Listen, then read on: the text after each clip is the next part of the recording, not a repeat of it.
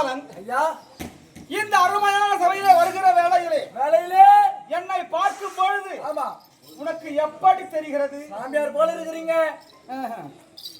சாமியா? ஆமா, முனிவர் போல. காவலன் ஐயா, நான் ஆதியில இருந்து சாமியார் கிடையாதுப்பா. வேற எப்படிங்க?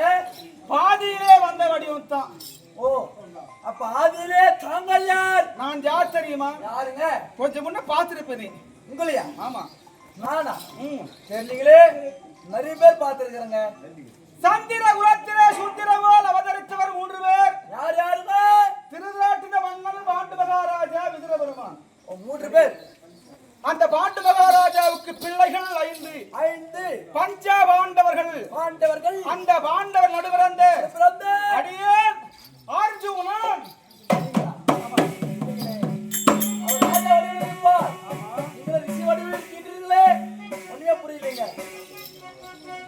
ஒரு நாட்டை ஆள வேண்டிய அரசன். ஆமா, இப்படி ரிஷி தவக்கோலத்தோடு இருக்க வேண்டிய காரணம் யார்? என் பங்காளி துரியனால் இந்த கொடுமை நேர்ந்தது. ஆகட்டும் ஐயா. எப்படி சுகமாக வாழ்ந்திருந்தோம் நாங்கள். நீங்கள் சொந்த நாடோ இந்திர பிரஸ்தவம் சுகமாக வாழ்வை கண்டு துரியன் உள்ளத்திலே போராமை கொண்டு விதுரரை விடுத்து லகுவோடு வரவழைத்து ஆமா அந்த சகுனியோடு எங்களை அமர செய்து சூதாட்டம் என்ற ஒரு பேரினாலே என்னுடைய நாடு நகரம் ரதம் கஜம் துரகம் பதாதி ஆமா அனைத்தும் அபகரித்தார்கள். நாடு எல்லாமே வாங்கினார். பிறகு 12 வனவாசம், ஓராண்டு அஜ்ஞாதவாசம். ஆமா, காலத்தை கழித்து வர வேண்டும் கட்டளையிட்டார்கள். ஆமாங்க, அவர் வார்த்தையை கேட்டு நாங்களோ வனமடைந்தோம். ஆமா, 6 வனம் கடந்து வளர்ந்து 7வது வனம் காதிகா ரிஷி வனத்திலே தங்கியிருக்கும் வேளையிலே எங்கள் பிரேத்தாவாக விளங்கும் வியாச பகவான் வந்தார். அப்பா வருகிறார் வேசர். ஆமா, ஆகட்டும் ஐயா. வந்தவரே அணிபடிந்து தாத்தா இந்த சிறியங்களை ஆமா காண வந்திருக்கிறீர், என்ன காரணம் கேக்குறீங்க? பாண்டவர்களே, நீங்கள் 13 துளைத்து சென்றாலும் துரியன் நாடு கொடுக்க போவது கிடையாது. எப்படியும் எதிர்காலத்திலே மகாபாரத யுத்தம். என்ன யுத்தம்? மகாபாரத யுத்தம். மகானா பெரியது, பாரதம்னா நாடு.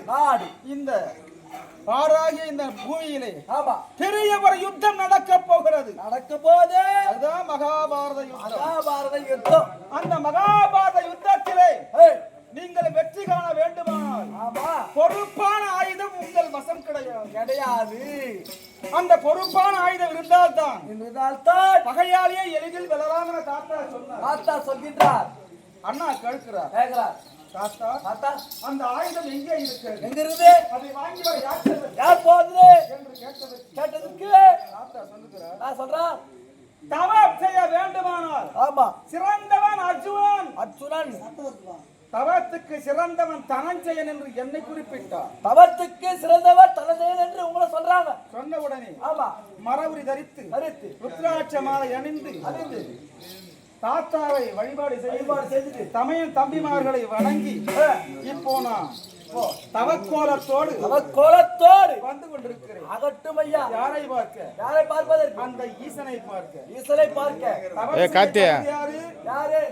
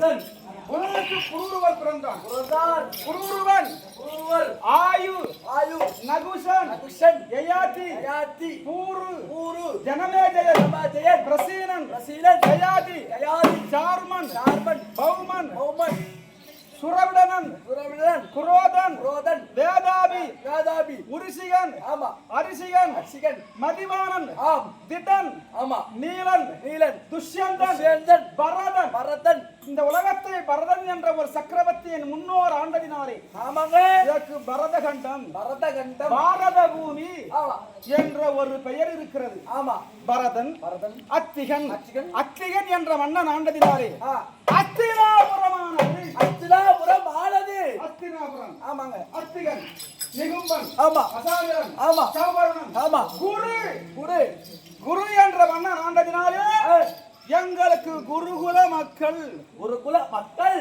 ஆமா சொல்லுவாங்க அப்படி ஆமாங்க குருகுல நாட்டை விட்டேன். நாட்டை விட்டு ஈன்றெடுத்த தாய் கொந்தமா தேவியை விட்டேன். விட்டீர்கள் என் உடன் பிறந்த தம்பிமார்களை விட்டேன். நடந்து விட்டீர்கள் அருமை அண்ணனை விட்டேன். விட்டீர்கள் இவையெல்லாம் விட்டு நான் யாரை மட்டும் நினைக்கிறேன்? யாருங்க அரகரா அரகரா ஓம் அரகரா ஓம் அரகரா.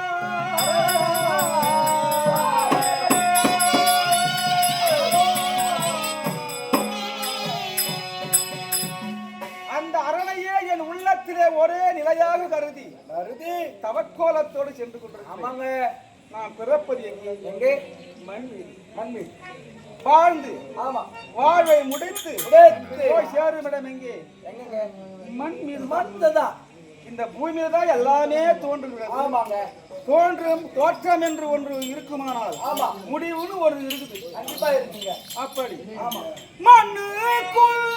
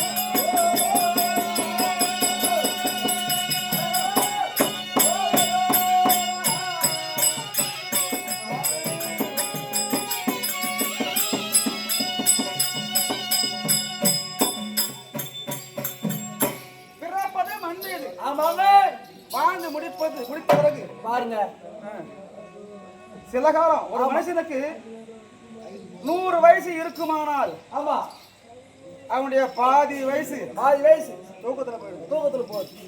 பாதி இருப்பது 50 வருஷம். ஆமா 50 வருஷத்துல 25 வருஷம் ஆமா வாலிப பருவமா போயிடுது.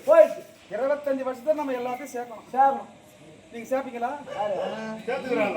மண்ணுக்குள்ளதான். ஆமா நாங்க இப்ப சண்டை போடணும்னா ஆயுதம் வாங்கணும். ஆமா பொருள் வாங்கணும். அதனால இந்த பாழு மண்ணுக்காக தான். இந்த பாழு மண்ணுக்காக ஆசைப்பட்டான் துரியோதனன். வரவழைத்து சூதமாடி அனைத்தும் அபகரித்து எங்களை பராரியாக வனத்திலே ஓட்டி வைத்தார்கள்.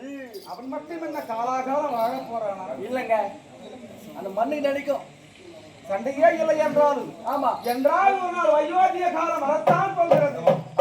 தானா சிவன் மலத்தான் போகிறோம். ஆமா இது தெரியாத பங்காளி இப்படி வஞ்சித்து விட்டார்கள். நியாயமில்லை. ஆமா அந்த சிவனை கோரி நான் போறேன்னா நான் எப்படி நின்று போறேன்? எப்படி போறீங்க?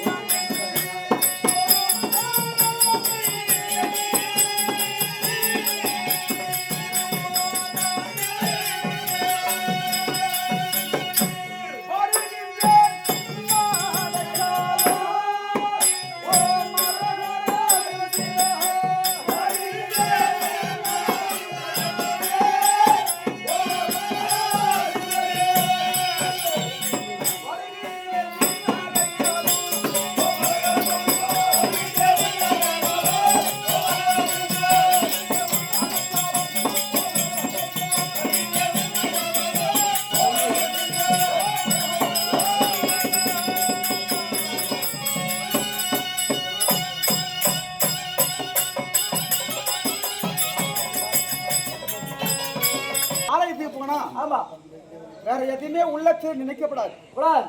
ஒரே மனதாக ஆமா கடவுளை துதிக்க வேண்டுமா? துதிக்கணும். அப்படி என் உள்ளத்தில் அந்த சிவனை ஒரே மனதாக எண்ணிக்கொண்டு போகிறேன். போறீங்க. எப்பதான் காட்சி கொடுப்பார் சொன்னீங்களே, எப்பதான் கொடுப்பார் தெரியல. காசு நம்மளுக்கெல்லாம் காட்சி கொடுப்பாரா? காட்சி நாளைக்கு கொடுத்துருவாங்க. எனக்கு மரியாதை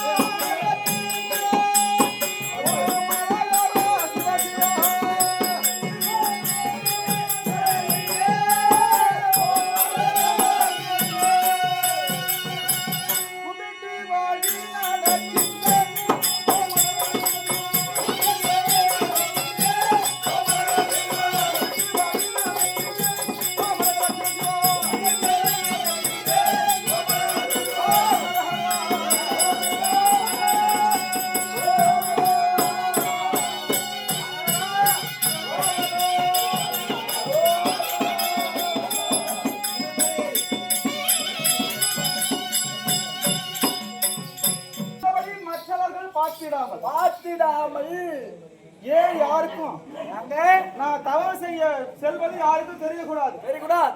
ஏனென்றால் ஏங்க அப்படி யாருக்காக தெரிந்தால் என் தாயாதிக்கு போய் சொல்லிடுவாங்க. சொல்லிவிட்டார். ஏனென்றால் நாங்க வனத்திலே சென்றதிலே இருந்து தாயாதி சும்மா இல்லை, ஒவ்வொரு காவல்காரரை விடுத்து நாங்க எங்கே இருக்கிறோம், என்ன செய்து கொண்டிருக்கிறோம் என்பதையெல்லாம் பின்தொடர்ந்து பார்த்து கொண்டே இருக்காங்க. அதனால யாருக்கும் தெரியாம நான் சென்று தவத்தை செய்து பாசு பதத்தை பெற வேண்டும். வரணும். தெரிந்து விட்டால் துரியனா என் தவத்துக்கு ஆபத்து ஏற்படலாம். ஆமா இதெல்லாம் பண்றாரு. புரியுதா? ஆமா வேலை காட்டுறாரு. அது மட்டுமா? ஆமா நான் எப்படி நடந்து போகிறேன் எப்படிங்க சொல்லுகிறேன். தவ செய்ய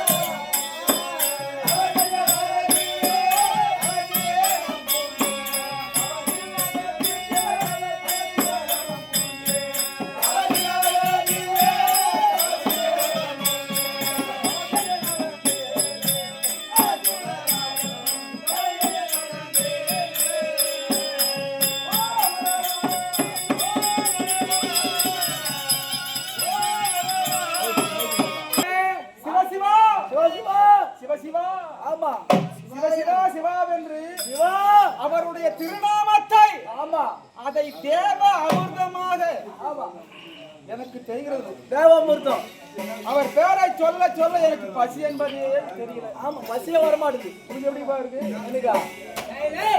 எனக்கு தேவையில்லை. என்னை போல் நீயும் அரகரா சிவசிவான்னு சொல்லிட்டே இரு. உனக்கு பசி என்பதே இராது.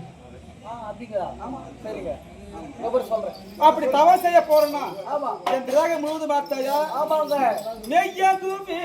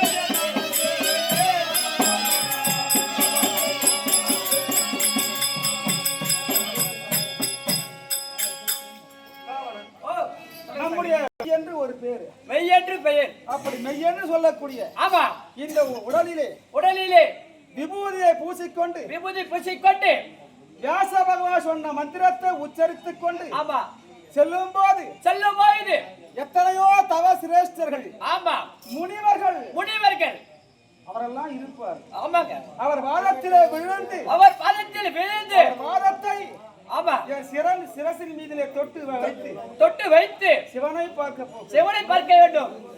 அது மட்டுமா? அது மட்டும் வேற என்ன? இன்னும் என்ன மறந்து உலக வாழ்க்கை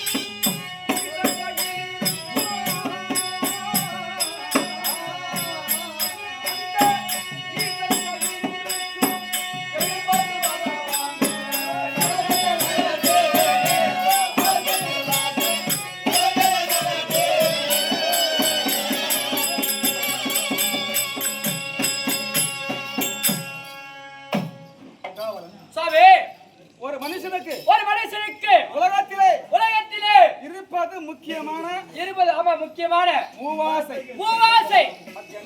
என்ன ஆசைங்க? மண்ணாசை பொன்னாசை பெண்ணாசை இந்த மூவாசையும் உள்ளவரே மனிதன். ஆமா மூவாசை இல்லாதவன் யார்? இவருங்க முனிவரு எல்லாமேங்க சிவனடியார்கள் ஆமாங்க. அவங்க மட்டுமா? வேற என்னங்க? ஒண்ணுமே தெரியாம உலகத்துல ஆமா பித்து பிடிச்சு வராங்க. யாரு? பைத்தியம். அவங்களுக்கு எதனா ஆசை உண்டா? அவங்களுக்கு எந்த ஆசையும் இல்ல. அவங்களுக்கு எந்த ஆசையும் கிடையாது. எந்த ஆசையுமே இல்ல. பசியத்தை யாருன்னா எதனா கொடுத்தா பசியத்தை எதனா சாப்பிட தான். ஆமாங்க. நானும் நீங்களும் அந்த சிவனையே நினைத்து அந்த பித்தனையே பார்க்கணும். ஆமாங்க.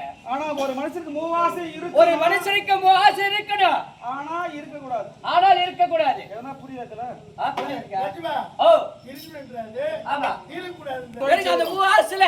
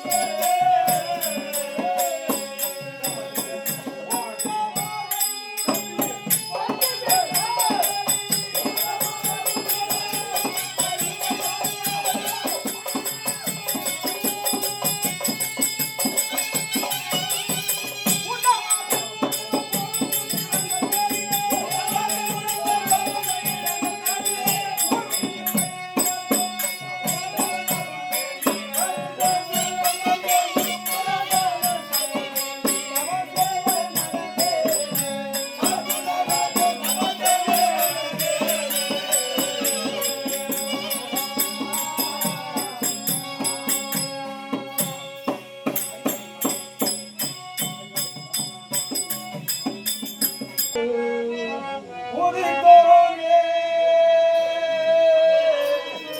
மாறோனே மாறத்தோனே மலைமுடி கனிமுடி கோடி மாவரே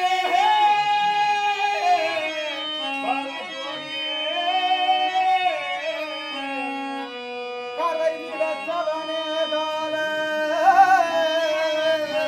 காலனே கண்ணுரோனே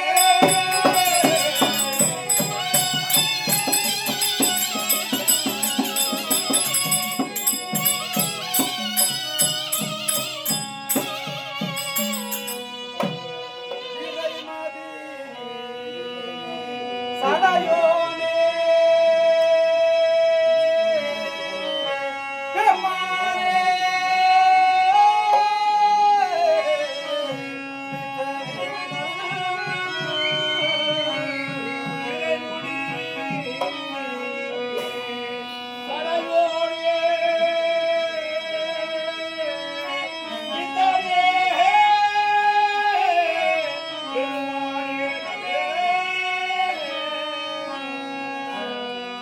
இறைவனே ஈசனே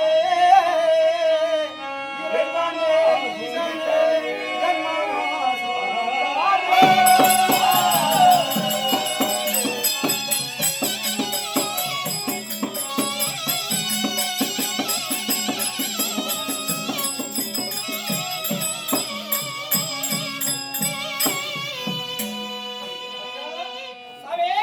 தவக்கோல போன்று சிவனை நினைத்து நான் போகிறேன். அனைத்தையும் மறந்தேன். பிறந்த பொன்னாட்டை விட்டேன். பெற்ற தாயை மறந்தேன். உடன் பிறந்த தம்பிமாரை மூவாசியை விட்டுட்டேன். அப்படி எல்லாம் விட்டு நான் இவ்வளவு தூரம் போய் கொண்டே இருக்கிறேன். துணைக்கு நீ வரியாப்பா? நான் வரலங்க. ஏன்பா? எங்க அம்மாவுக்கு ஒரே பையன். சாம்பல் மனோகரா சந்திர ஜடாகரா யாரு துணை இல்லையே அடவியில் நான் வரும்போது சனமே. சிவனே.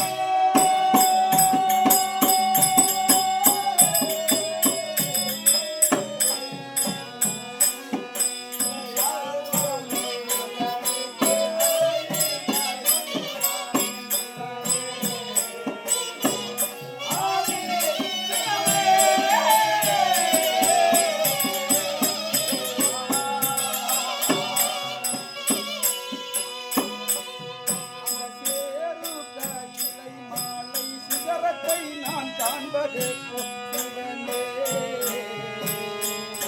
ஆதி சிவனே.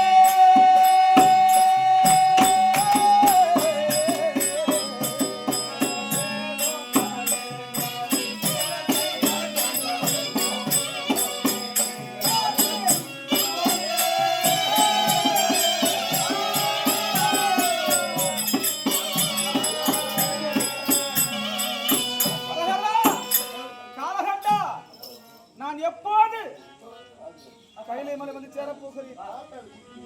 உங்க தரிசனத்தை நான் எப்போது பெறப் போகிறேன்? கடவுளே என்னை சோதிக்கின்றாய் இறைவா. நான் வருகிற வேளையிலே என் எதிரிலே அந்த யாழி பூ